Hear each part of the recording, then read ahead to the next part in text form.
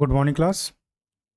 आज की क्लास में हम लोग देखेंगे भारतीय राष्ट्रीय आंदोलन के बारे में। ठीक है, भारतीय राष्ट्रीय आंदोलन के बारे में। तो भारतीय राष्ट्रीय आंदोलन को हम लोग 3 पार्टों में पढ़ने का प्रयास करेंगे। ठीक, भारतीय राष्ट्रीय आंदोलन हमारा जो है 1885 से लेकर के 1947 तक की घटना का एक घटनाक्रम है। ठीक, तो इसका जो सबसे पहला चरण है वो प्रारंभ होता है 1885 से लेकर 1905 तक, जिसको हम एक दूसरे नाम उदारवादी चरण के नाम से भी जानते हैं। इसका जो दूसरा चरण है वो हमारा प्रारंभ होता है 1905 से लेकर 1919 तक का, और इसको हम एक दूसरे नाम उग्रवादी चरण के नाम से भी जानते हैं। और बात करते हैं तीसरे चरण की, तो ये हमारा प्रारंभ होता है 1919 से लेकर के 1947 तक। ठीक, और इसको जो है एक व्यापक नाम है जिसको हम कहते हैं गांधीवादी चरण के नाम से जानते हैं, है ना। तो चलिए सबसे पहले हम प्रारंभ करते हैं प्रथम चरण, है ना, 1885 से लेकर के 1905, जिसको हम उदारवादी चरण के नाम से भी जानते हैं। और इसको जो है कांग्रेस की स्थापना के साथ उदारवादी चरण की शुरुआत इस नाम से भी हम कह सकते हैं। ठीक है, कि मतलब उदारवादी चरण का जब प्रारंभ होता है तो उसको हम यह भी कह सकते हैं कि ये जो है कांग्रेस की स्थापना के साथ ही जो है उदारवादी चरण की शुरुआत होती है। ठीक, तो आइए सबसे पहले जानते हैं कांग्रेस की स्थापना के बारे में। कांग्रेस की स्थापना, अच्छा पहले हम एक बात जान लेते हैं कि इस टॉपिक में हम लोग पढ़ेंगे क्या क्या, है ना, उदारवादी चरण के बारे में हम लोग क्या क्या पढ़ेंगे। तो जैसा कि आप लोग यहाँ देख पा रहे हैं कि सबसे पहले हेडिंग हमारी है वो क्या है, कांग्रेस की स्थापना। तो इसमें 6 पॉइंट है, इसको पढ़ेंगे, और इसके बाद जो कुछ नोट पॉइंट्स हैं इसको भी पढ़ लेंगे, और फिर हम आएंगे आगे देखेंगे तो वहाँ पे है कांग्रेस की स्थापना से संबंधित एक सिद्धांत है जिसको नाम दिया गया सेफ्टी वाल्व सिद्धांत के नाम से। ठीक, और उसके बाद फिर हम लोग जानेंगे कि इसके प्रमुख या महत्वपूर्ण नेता कौन कौन से थे उदारवादी में, है ना। और फिर हम लोग जानेंगे उदारवादियों की जो कार्यशैली क्या थी, वो किस प्रकार से अपना कार्य करते थे।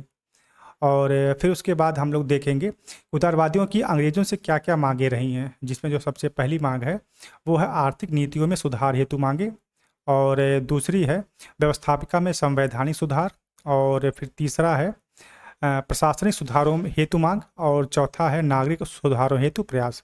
और फिर उसके बाद हम लोग जानेंगे उदारवादियों की विफलता के कारण क्या रहे हैं। और जब ये हमारा समाप्त होगा फिर उसके बाद एक छोटा सा टॉपिक बचेगा कि कांग्रेस से संबंधित कुछ विशेष टिप्पणियाँ, है ना। तो जब हम इतनी सारी बातें पढ़ लेंगे तब हम ये कह पाएंगे कि हमने उदारवादी चरण के बारे में पूरी बातें पढ़ ली हैं। और उसके बाद फिर हमारा स्टार्ट होगा द्वितीय चरण, जो कि है उग्रवादी चरण के रूप में। ठीक है, तो ये तो थी इसकी एक छोटी सी समरी कि आज हम लोग क्या क्या पढ़ेंगे, है ना। तो चलिए इसकी पहली क्लास में आज हम लोग सबसे पहले शुरुआत करते हैं कांग्रेस की स्थापना से, है ना। चलो, तो जो सबसे पहली बात है वो ये है कि भारतीय राष्ट्रीय कांग्रेस की स्थापना एक अवकाश प्राप्त अंग्रेज, मतलब एक रिटायर्ड अंग्रेज अधिकारी थे उन, और आईसीएस अधिकारी, मतलब जो आज के टाइम पे आईएएस होते हैं उन्हीं को उस समय क्या कहते थे, आईसीएस कहते थे, है ना। तो एक अवकाश प्राप्त अंग्रेज आईसीएस अधिकारी जिनका नाम था एलन ऑक्टेवियन ह्यूम, या उसको हम शार्ट में क्या कहते हैं, एओ ह्यूम, द्वारा दिसंबर 1885 में की गई थी। ठीक है, तो भारतीय राष्ट्रीय कांग्रेस की स्थापना जो है एक अवकाश प्राप्त अंग्रेज अधिकारी जिसका नाम था एलन ऑक्टेवियन ह्यूम या एओ ह्यूम द्वारा 1885 के दिसंबर माह में की गई थी। ठीक है, दूसरे पॉइंट क्या कहता है कि इसका प्रथम अधिवेशन, मतलब बैठक, इसका प्रथम अधिवेशन 28 दिसंबर 1885 को बम्बई के ग्वालियर टैंक में स्थित गोकुल दास तेजपाल संस्कृत कॉलेज में हुआ था। ठीक है, इसकी जो पहली बैठक हुई थी वो कहाँ पे हुई थी, वो हुई थी बम्बई में। बम्बई में कहाँ हुई थी, ग्वालियर टैंक में स्थित गोकुल दास तेजपाल संस्कृत कॉलेज में हुई थी, और डेट क्या थी, 28 दिसंबर 1885। ठीक, चलिए तीसरी बात देखते हैं कि प्रारंभ में इसका नाम भारतीय राष्ट्रीय संघ रखा गया था। प्रारंभ में इसका नाम क्या रखा गया था, भारतीय राष्ट्रीय संघ रखा गया था, लेकिन बाद में दादा भाई नौरोजी के सुझाव पर इसका नाम बदल करके भारतीय राष्ट्रीय कांग्रेस कर दिया गया। ठीक, चलिए, और चौथी बात ये कि बम्बई के पहले अधिवेशन में भाग लेने वाले अधिकतर नेता या तो वकील थे या फिर पत्रकार थे, और इस सम्मेलन में भाग लेने वाले सदस्यों की संख्या कितनी थी, 72 संख्या थी। ठीक है, जो कि अधिकांश वर्गों के का प्रतिनिधित्व करते थे, है ना। देखिए ये जो फोटो लगी आपको यहाँ पे, आप लोग साफ तौर पे देख पा रहे होंगे, ये जो फोटो है ये उसी समय की है। देखिए यहाँ पे लास्ट में लिखा भी गया है कि the first Indian national Congress 1885, ठीक है। और ये फोटो उसी समय की है, ठीक। तो चलिए अभी आगे देखिएगा। तो जो चौथी बात थी कि बम्बई में जो इसका सबसे पहला अधिवेशन हुआ था और उसमें भाग लेने वाले अधिकतर लोग क्या थे, वकील थे या फिर पत्रकार थे, ठीक। चलिए पांचवी बात है कि इस अधिवेशन के प्रथम अध्यक्ष, हाँ ये एग्जाम में पूछा भी गया है कई बार, कि इस अधिवेशन के प्रथम अध्यक्ष का नाम क्या है। तो क्या नाम था, व्योमेश चंद्र बनर्जी। तथा इसके जो सचिव थे वो कौन थे, A.O. ह्यूम थे। और इसके प्रमुख सदस्यों के नाम या उसमें कौन कौन लोग शामिल थे उनको भी जान लेते हैं साथ ही में। तो उसमें शामिल थे फिरोज शाह मेहता साहब, बदरुद्दीन तैयब जी, और W.C. बनर्जी, आनंद मोहन बोस और रोमेश चंद्र दत्ता आदि, ठीक। इसके बाद छठी बात है कि भारतीय राष्ट्रीय कांग्रेस की स्थापना अधिवेशन में सुरेंद्र नाथ बनर्जी शामिल नहीं हुए थे। यह भी सवाल कई बार पूछा गया है, ठीक है। इस बात को थोड़ा सा जान लीजिएगा कि जब भारतीय राष्ट्रीय कांग्रेस की स्थापना हो रही थी उस अधिवेशन में जो सुरेंद्र नाथ बनर्जी साहब शामिल नहीं थे, क्योंकि इसी समय इंडियन एसोसिएशन कॉन्फ्रेंस का दूसरा अखिल भारतीय सम्मेलन आयोजित होना था, इस नाते वो इसमें शामिल नहीं हो पाए थे। और यही जो है 1886 में इंडियन एसोसिएशन कॉन्फ्रेंस का विलय भारतीय राष्ट्रीय कांग्रेस में कर दिया जाता है, ठीक। ये कुछ बातें जो है भारतीय राष्ट्रीय कांग्रेस की स्थापना से संबंधित थी, है ना। अब कुछ नोट पॉइंट हैं जो कि एग्जाम में पूछे जाते हैं, उसको थोड़ा सा जान लीजिए। जो सबसे पहला नोट पॉइंट है कि भारतीय राष्ट्रीय कांग्रेस की स्थापना के समय भारत का वायसराय कौन था, ये कई बार पूछा गया है। तो कौन था, वायसराय लॉर्ड डफरिन साहब थे। और इनका जो कार्यकाल है वो कब से कब तक, कब का था, 1884 से 1888 का, ठीक। दूसरी बात है कि सर सैयद अहमद खां एक ऐसे व्यक्ति थे जो भारतीय राष्ट्रीय कांग्रेस से कभी भी संबद्ध नहीं रहे। इस बात को थोड़ा सा गौर करिएगा कि सर सैयद अहमद खां साहब एक ऐसे व्यक्ति थे जो भारतीय राष्ट्रीय कांग्रेस से कभी भी संबद्ध नहीं रहे। तीसरी बात है कि बाल गंगाधर तिलक कांग्रेस सदस्य होते हुए भी कभी भी इसकी अध्यक्ष नहीं चुने गए। इस बात, यह भी सवाल कई बार पूछा गया है। और जो चौथी बात है वो ये है कि कलकत्ता विश्वविद्यालय की प्रथम महिला स्नातक कादम्बिनी गांगुली ने 1890 में प्रथम बार कांग्रेस को संबोधित किया, ठीक। तो ये कुछ बातें जो है नोट पॉइंट में है जो कि कई बार एग्जाम में पूछी गई हैं। चलिए अब आगे हम लोग देखते हैं कि कांग्रेस की स्थापना से संबंधित एक सिद्धांत है जिसका नाम है सेफ्टी वाल्व सिद्धांत, है ना। ये क्या होता है, इसके बारे में क्या बातें हैं। तो देखिए विभिन्न इतिहासकारों का मानना है कि तत्कालीन वायसराय लॉर्ड डफरिन के परामर्श पर ही ह्यूम ने इस संगठन को जन्म दिया था, ठीक। चलिए अब ये सेफ्टी वाल्व सिद्धांत है क्या, इसके बारे में जान लेते हैं। तो सेफ्टी वाल्व सिद्धांत के मतानुसार डफरिन के निर्देश पर ह्यूम ने कांग्रेस की स्थापना इस उद्देश्य से की थी कि 1857 की क्रांति की विफलता के बाद भारतीय जनता में पनपता असंतोष किसी भी रूप में उग्र रूप धारण न कर सके और असंतोष के इस वाष्प को बिना खतरे के कांग्रेस रूपी सुरक्षा वाल्व से बाहर निकाला जा सके। कहने का मतलब ये कि 1857 की जब क्रांति हुई थी तो बहुत भीषण क्रांति थी, ठीक है। और उससे जो है जो अंग्रेज थे वो बिल्कुल डर गए थे और उनका यह भी मानना था कि अगर दोबारा कभी ऐसी क्रांति हुई तो फिर हम बच नहीं पाएंगे, हम अपना आधिपत्य यहाँ पे जमा नहीं पाएंगे। तो उसके लिए उन्होंने क्या किया, उन्होंने एक संगठन बना दिया कि भाई देखिए अगर भारतीयों को कोई समस्या है तो आप अपने संगठन से कहिए और वो संगठन आकर के हमसे कहेगा, ठीक है, तो हम उसको जो है सॉल्व कर देंगे। इसी आधार पर जो है उन्होंने इस संगठन का निर्माण करवाया, ठीक। ये था आपका सेफ्टी वाल्व सिद्धांत। इसके बारे में एक बात और भी लिखी है जो कि एग्जाम में पूछा भी गया है कि सेफ्टी वाल्व सिद्धांत लाला लाजपत राय ने यंग इंडिया में प्रकाशित अपने लेख में दिया था। मतलब ये जो कांग्रेस हमारा जो कांग्रेस पार्टी, जो कांग्रेस संगठन उस समय बना हुआ था, वो उसको जो है सेफ्टी वाल्व का सिद्धांत नाम किसने दिया था, लाला लाजपत राय ने दिया था। और किस पत्रिका में दिया था, यंग इंडिया में, ठीक। और उसमें उन्होंने एक लेख लिखवाया और उसमें जो है इसको प्रकाशित करवाया था। इसके बारे में वो आगे लिखते हैं कि लाला लाजपत राय के अनुसार ह्यूम को इस बात का विश्वास हो चला था कि भारत में शीघ्र ही भयंकर विस्फोट होने की संभावना है जिससे ब्रिटेन का भारतीय साम्राज्य विनष्ट हो जाएगा, है ना। अंग्रेजों को ये बात मालूम हो चुकी थी कि अब जो है वो दोबारा अगर यहाँ पे विस्फोट हुआ तो फिर हमारा यहाँ पे रह पाना मुमकिन नहीं होगा। उन्होंने अपने यंग इंडिया के एक लेख में कांग्रेस को डफरिन की दिमाग की उपज बताया था, है ना। ये भी देखो कई बार एग्जाम में पूछा गया है कि कांग्रेस को डफरिन के दिमाग की उपज किसने कहा था, तो किसने कहा था, लाला लाजपत राय ने कहा था। इसके बाद अपनी बात आगे बढ़ाते हुए उन्होंने लिखा था कि कांग्रेस की स्थापना का उद्देश्य राजनीतिक आज़ादी हासिल करने से कहीं ज़्यादा यह था कि उस समय ब्रिटिश साम्राज्य पर आसन्न खतरों से उसे बचाया जा सके। ठीक है, लाजपत राय साहब ये साफ शब्दों में कहते हैं कि उस समय कांग्रेस की स्थापना के उद्देश्य का जो मतलब था वो ये नहीं था कि हमारी राजनीतिक आज़ादी हमको हासिल हो, बल्कि उस समय ब्रिटिश साम्राज्य पर जो भी खतरे मंडरा रहे थे उनसे वो अपना बचाव कर सके। ठीक, ये बात थी सेफ्टी वाल्व सिद्धांत से संबंधित। अब हम जानने का प्रयास करते हैं कि इसके प्रमुख या महत्वपूर्ण नेता कौन कौन थे उस समय, उनके नाम भी जो कई बार पूछ लिया जाता है कि ये इससे से संबंधित हैं कि नहीं है। तो देखिए, नरमपंथी या उदारवादी कहे जाने वाले नेताओं में दादा भाई नौरोजी, फिरोज शाह मेहता, सुरेंद्र नाथ बनर्जी, गोपाल कृष्ण गोखले, पंडित मदन मोहन मालवीय, WC बनर्जी, रास बिहारी घोष, RC दत्त, बदरुद्दीन तैयब जी, PR नायडू, आनंद चार्लू और दिनसा वाचा आदि प्रमुख थे। ये नेता उदारवादी नीतियों एवं अहिंसक विरोध प्रदर्शन में विश्वास रखते थे। ठीक है, ये लोग कैसे थे, ये लोग अहिंसा चाहते थे कि अहिंसक तरीके से जो है हम अपनी समस्याओं का समाधान प्राप्त कर सकें। ठीक, चलिए दूसरी बात यह है कि इन्हें ब्रिटिश सरकार की न्यायप्रियता पर पूरा भरोसा था। इस काल में कांग्रेस पर मध्यवर्गीय बुद्धिजीवियों, जिनमें वकील, इंजीनियर, डॉक्टर, प्रोफेसर, लेखक, पत्रकार और साहित्यकार आदि शामिल थे।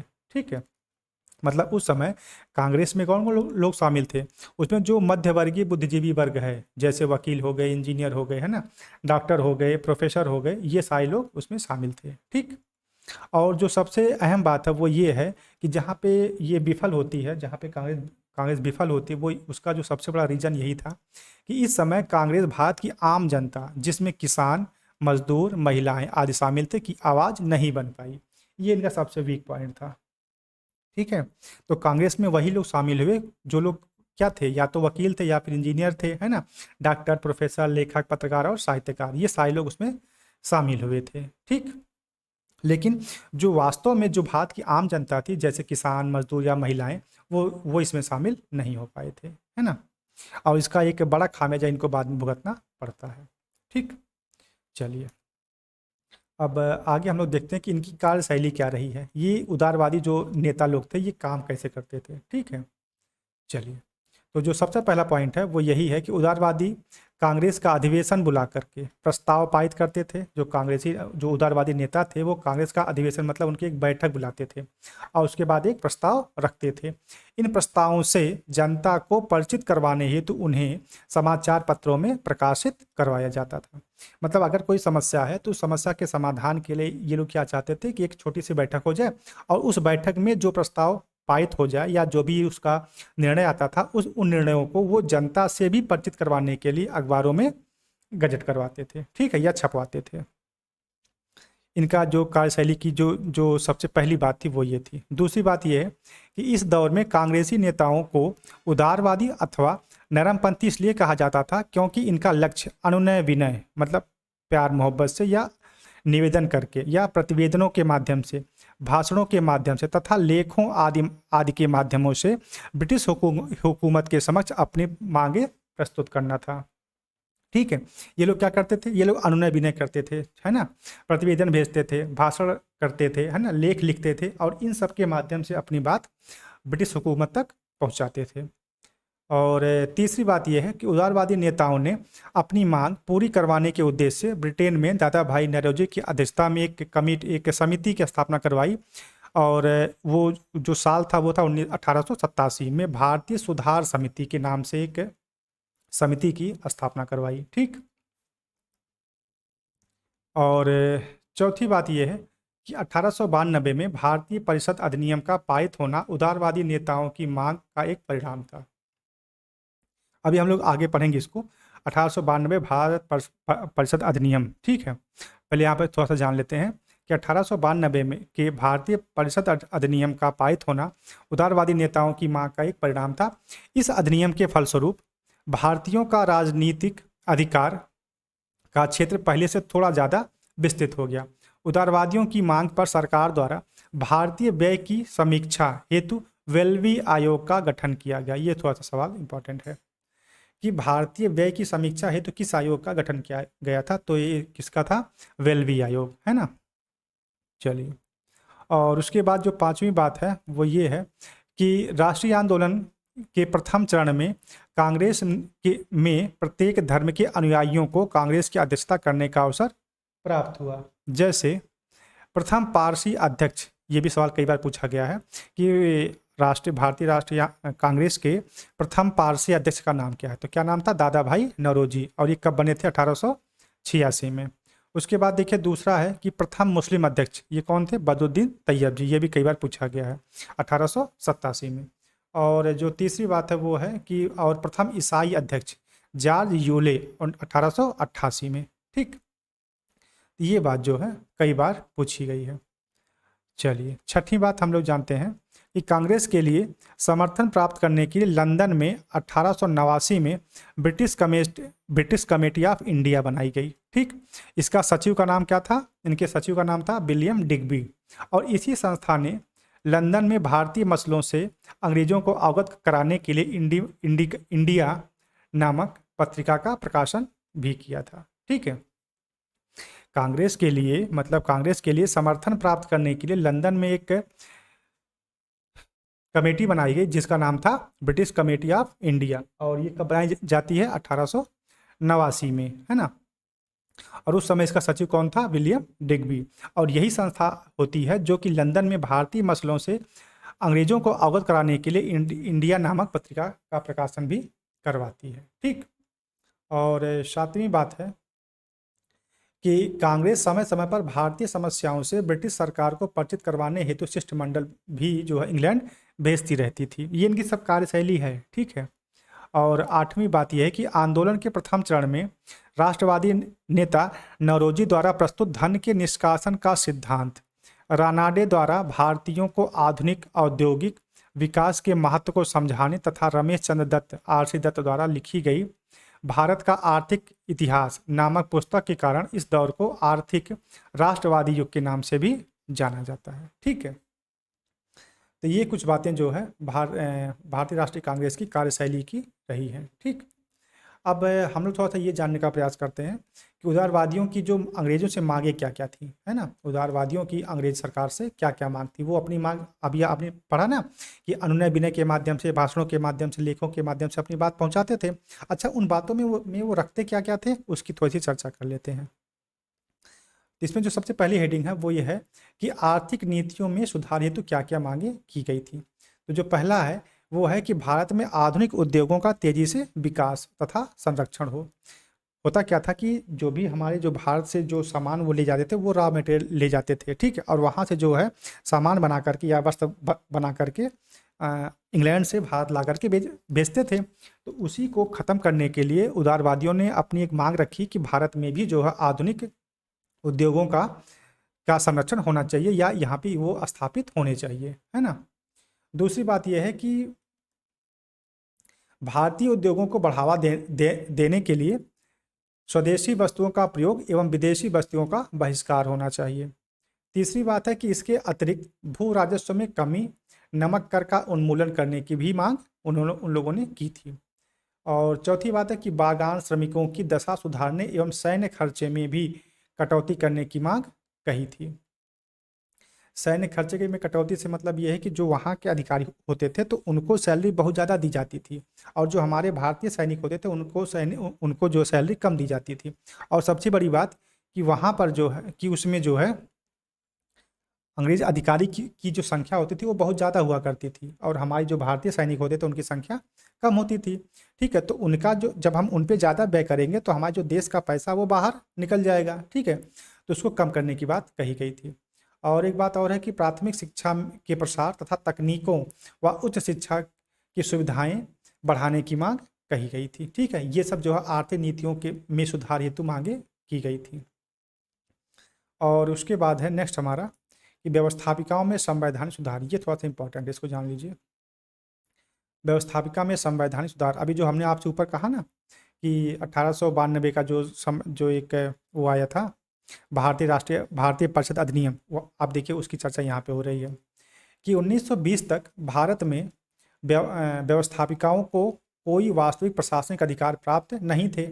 सर्वप्रथम 1861 के भारतीय परिषद अधिनियम द्वारा केंद्रीय विधान परिषद का विस्तार किया गया, जो कि भारत के किसी भी विषय पर कानून बना सकती थी। अब देखिए यहाँ पे आता है कि 1861 में भारत परिषद अधिनियम बनाया जाता है, जिसके द्वारा भारत के किसी भी विषय पर कानून बनाया जा सकता है। ठीक है, किंतु इसमें भारतीयों की संख्या बहुत ही कम थी, अल्प थी।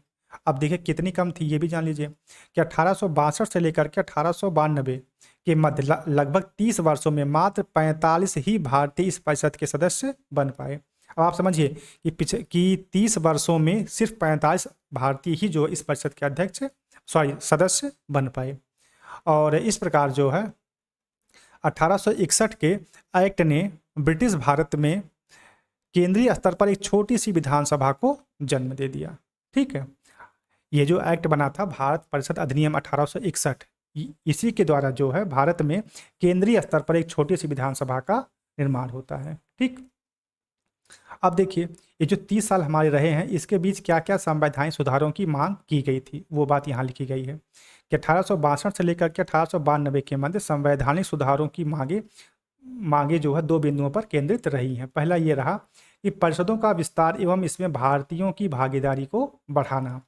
अब चूंकि इनकी कार्यशैली ही बहुत स्लो थी, स्लो का मतलब ये था कि ये लोग अनुनय विनय करते थे, लेख लिखते थे, है ना, तो ये सब करते करते 30 साल बीत गए, है ना, और उन्होंने इसकी मांग की कि परिषद का विस्तार किया जाए और इसमें जो भारतीयों की संख्या बढ़ाई जाए।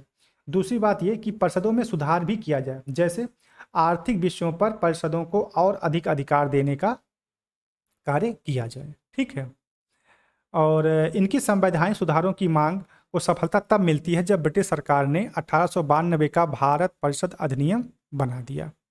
किंतु इन अधूरे सुधारों से कांग्रेस संतुष्ट नहीं थी तथा अपने वार्षिक अधिवेशनों में इन सुधारों की जम करके आलोचना करती थी, है ना। और इसके बाद इन्होंने पुनः मांग कर दी कि परिषदों में निर्वाचित भारतीयों का बहुमत होना चाहिए तथा उन्हें बजट में नियंत्रण संबंधी अधिकार भी दिए जाएं। यह भी इनकी मांग थी। और उन्होंने एक नारा भी दिया कि बिना प्रतिनिधित्व के कर यानी टैक्स नहीं। ठीक है, और इस प्रकार से सुधारों की जो मांग है वो धीरे धीरे गति पकड़ने लगती है। ठीक, ये तो बात हो गई आपकी व्यवस्थापिका में संवैधानिक सुधारों की बात। अब जो तीसरी बात है वो चाहते थे कि प्रशासनिक स्तर पर भी सुधार हो, है ना, प्रशासन में भी सुधार हो। तो इसमें देखिए क्या बात थी, जो सबसे पहली बात थी वो यही थी कि इसके अंतर्गत सरकारी सेवाओं में भारतीयकरण की मांग, कि मतलब जो भी सरकारी सेवा है उसमें भारतीयों की जो उपस्थिति है वो अधिक से अधिक होनी चाहिए। दूसरी बात कि पक्षपातपूर्ण एवं भ्रष्ट नौकरशाही तथा लंबी एवं खर्चीली न्यायपालिका प्रणाली की भर्त्सनाई इन्होंने की थी। ठीक है, आपको पता ही होगा कि कोई भी भारतीय जज जो है वो अंग्रेजों के खिलाफ न्यायपालिका में काम नहीं कर पा रहा था उस समय, है ना, या कोई भी अधिकारी जो है जो भारतीय जज हुआ करता था वो किसी भी अंग्रेज के खिलाफ कुछ भी लिख नहीं सकता था। तो ये सब जो पक्षपातपूर्ण बातें थी ना, इनको ख़त्म करने की बात के लिए इन्होंने अपनी मांग रखी थी। और तीसरी बात यह है कि ब्रिटिश सरकार की आक्रामक विदेश नीति की आलोचना की, सिंचाई पर जोर दिया, हाँ ये बड़ी अच्छी बात है, एवं सिंचाई सुविधाओं का विस्तार व कृषि बैंकों की स्थापना करने की भी मांग की गई थी। और पांचवी बात है कि भारत से बाहर ब्रिटिश उपनिवेशों में कार्यरत भारतीय मजदूरों की दशा में सुधार करने की मांग की गई थी, है ना। और चौथी बात यह है कि नागरिक सुधारों हेतु प्रयास। इसमें जो सबसे पहले अच्छी बात है जिसको हमारे संविधान में भी लागू करवाया गया वो ये है कि इसके अंतर्गत विचारों को अभिव्यक्त करने की स्वतंत्रता, संगठन बनाने एवं प्रेस की स्वतंत्रता तथा भाषण की स्वतंत्रता आदि मुद्दे शामिल थे। तो ये चार बातें थी जिस पर जो वो हमेशा अपनी मांग रखा करते थे। कौन लोग? उदारवादी नेता, है ना। अब हम जानने का प्रयास करते हैं कि उदारवादी नेताओं की विफलता के रीजन क्या क्या रहे। उदारवादी नेताओं की विफलता के कारण क्या क्या रहे, ठीक है। अब उदारवादी जो नेताओं का जो जो समय है वो धीरे धीरे समाप्त होने लगा, है ना, क्योंकि इनका जो कार्यशैली थी वो बहुत स्लो थी। तो उसी में से कुछ ऐसे भी नेता थे जो उनकी कार्यशैली से संतुष्ट नहीं थे, और वो जो है आगे चल करके अपना एक नया संगठन बनाते हैं जिसको हम उग्रवादी चरण के रूप में आगे पढ़ेंगे, है ना। तो आइए जानते हैं कि इसकी इनकी विफलता का रीजन क्या था। सबसे पहला है कि अनेक इतिहासकार मानते हैं कि भारतीय राष्ट्रीय कांग्रेस आंदोलन के इतिहास में उदारवाद का युग कोई विशेष महत्व नहीं रखता है। इस काल में कांग्रेस आम जनता की संस्था नहीं बन पाई और उसका प्रभाव भी सीमित था। अभी जो जैसा कि हमने आपको ऊपर बताया ना कि जो कांग्रेस थी उसमें जो भारतीय आम जनता थी उसकी उपस्थिति दर्ज नहीं हो पाई, है ना। भारतीय किसान थे, महिलाएं थी, है ना, कि या जो अन्य पिछड़ा वर्ग था, इन सब की उपस्थिति वहाँ दर्ज नहीं हो पाई थी। दूसरी बात यह है कि उदारवादी नेताओं में परस्पर दो विरोधी भावनाएं विद्यमान थी। पहली ये थी कि देशभक्ति और साथ ही साथ दूसरी राजभक्ति, और उनकी देशभक्ति एवं राजभक्ति का मेल हो जाने के कारण देशभक्ति आंशिक रह गई। सही बात है। उनके साधन भी प्रभावशाली ना थे, अतः वे अपने उद्देश्य में विफल रह गए, ठीक। और तीसरी बात ये थी कि उदारवादी अंग्रेजों की न्यायप्रियता में अगाध आस्था रखते थे एवं उनके शासन को भारत के लिए हितकारी मानते थे। वे भूल गए थे कि अंग्रेज अपने राष्ट्रीय हितों को ही प्राथमिकता देते थे। जो उदारवादी थे वो अंग्रेजों की न्यायप्रियता में अगाध आस्था रखते थे कि मतलब जो अंग्रेज होंगे वो हमारे साथ न्याय ही करेंगे, मगर वो ये बात नहीं जानते थे कि वो जो है अपने हित में ही काम करने को प्राथमिकता देते हैं, ठीक। और चौथी बात यह है कि प्रार्थना याचना के बाद भी इन उदारवादियों की मांगों पर सरकार ने कोई ध्यान नहीं दिया। संभवतः गोखले को छोड़ करके कांग्रेस के नरम नेताओं में से स्वतंत्रता के लिए व्यक्तिगत बलिदान करने और आपत्तियां सहन करने को कोई भी तैयार नहीं था। इस प्रकार उदारवादी अपनी रणनीति में विफल रहे। वास्तविकता तो यह थी कि अंग्रेज दबाव और शक्ति की भाषा समझते थे, ना कि प्रार्थना की, ठीक है। वो दबाव की भाषा समझते थे, शक्ति की भाषा समझते थे, लेकिन प्रार्थना की भाषा वो नहीं समझते थे, है ना। और पांचवी बात यह है कि उदारवादी परिस्थितियों के अनुसार अपनी रणनीतियों में परिवर्तन नहीं कर सके, ठीक। उदारवादी जो नेता थे वो सिचुएशन के अकॉर्डिंग या फिर कह सकते हैं कि परिस्थितियों के अनुसार अपनी रणनीतियों में परिवर्तन नहीं कर सके, जिस कारण युवा पीढ़ी का समर्थन न मिलने के कारण कांग्रेस का यह दौर अधिक सफल नहीं रह पाया, है ना। जो हमारी युवा पीढ़ी थी उसका भी उसको समर्थन नहीं मिल पाया। और इसके साथ एक जो सबसे इम्पोर्टेंट नोट पॉइंट है जो कि कई बार एग्जाम में पूछा भी गया है वो ये है कि वायसराय लॉर्ड डफरिन ने कांग्रेस को राष्ट्रद्रोहियों की संस्था कहकर के पुकारा था, ठीक। ये सवाल कई बार पूछा गया है। और अब जानते हैं थोड़ा सा कांग्रेस से संबंधित कुछ विशेष टिप्पणियां कुछ लोगों ने की थी, उसके बारे में जान लेते हैं। जो सबसे पहली टिप्पणी है वो है बंकिम चंद्र चटर्जी की। इन्होंने कहा था कि कांग्रेस के लोग पदों के भूखे हैं, ठीक। दूसरी टिप्पणी आई थी कि कांग्रेस सम्मेलन 3 दिन का तमाशा है। ये किसने कहा था? अश्विनी कुमार दत्त साहब ने। और कि हम यदि वर्ष में हम एक बार मेढक की तरह टर्राए तो हमें कुछ भी हासिल नहीं होगा। ये किसने कहा था? बाल गंगाधर तिलक साहब ने। और चौथी बात यह है कि कांग्रेस का आंदोलन ना तो लोगों द्वारा प्रेरित था और ना ही उनके द्वारा सोचा या योजनाबद्ध किया गया। ये किसने कहा था? सर सैयद अहमद खान साहब ने, ठीक। और पांचवी बात यह है कि कांग्रेस अपनी मौत की घड़ियां गिन रही है। भारत में रहते हुए मेरी एक सबसे बड़ी इच्छा है कि मैं उसे शांतिपूर्वक मरने में मदद कर सकूं। ये किसने कहा था? लॉर्ड कर्जन ने कहा था, ठीक है। तो इस प्रकार से हम कह सकते हैं कि जो भारतीय राष्ट्रीय आंदोलन का जो पहला चरण था, है ना, 1885 से लेकर के 1905 तक का, जिसको हम नाम देते हैं किसका? उदारवादी चरण का, तो यह अब जो है पूरा होता है। तो ये चीज़ें यहाँ पे हो गई। अब हम जब अगली क्लास में आएंगे तो वहाँ पे हम लोग जानने का प्रयास करेंगे कि द्वितीय चरण के बारे में 1905 से लेकर के 1919 के में क्या क्या घटनाएं घटी थी, है ना, जिसको हम उग्रवादी चरण के रूप में भी जानते हैं। ठीक। और इस वीडियो की अगर आप पीडीएफ चाहते हैं तो यहाँ पर देखिए, है ना, कि join Telegram for free PDF और क्लिक हियर, तो यहाँ पे अगर आप क्लिक करते हैं तो आप जो है सीधे हमारे टेलीग्राम ग्रुप में ऐड हो जाएंगे और वहाँ से आप इस पीडीएफ को भी डाउनलोड कर सकते हैं।